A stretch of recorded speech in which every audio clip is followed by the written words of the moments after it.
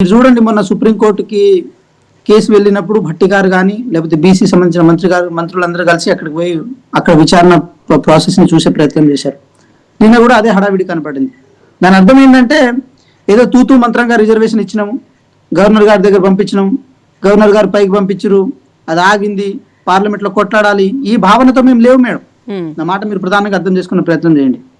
EWS reservation అంశం మీద governor గారి దగ్గర ఆగలే, రాష్ట్రపతి గారి దగ్గర ఆగలే, పార్లమెంట్లో చట్టానికి ఎవరికి అడ్డంకులు చెప్పలే, ఏ కోర్టులు దానికి అడ్డుపడలే.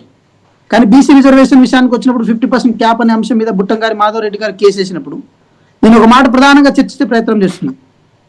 ఈరోజు చాలా కమ్యూనిటీల, పర్టికులర్గా అప్పర్ కాస్ట్ కమ్యూనిటీలో రాజకీయ ప్రాతినిధ్యం దొరుకుతుంది మేడం, దొరుకుతుంది.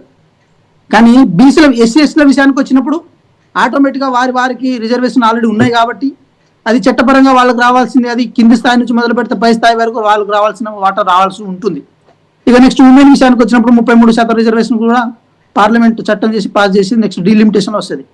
కానీ బీసీల విషయానికి వచ్చినప్పుడు మేడం మీరు ప్రధానంగా అర్థం చేసుకోండి, బీసీలు ఎంబీసీలు చాలా మంది వెనుకబడిన కులాలు, ఇప్పటికీ వార్డు సభ్యులు కాని కులాలు కూడా చాలా ఉన్నాయి మేడం. లక్షల్లో జనాభా ఉండి కూడా ఒక వార్డు సభ్యులు కూడా కాలేని సందర్భాలు ఉన్నాయి.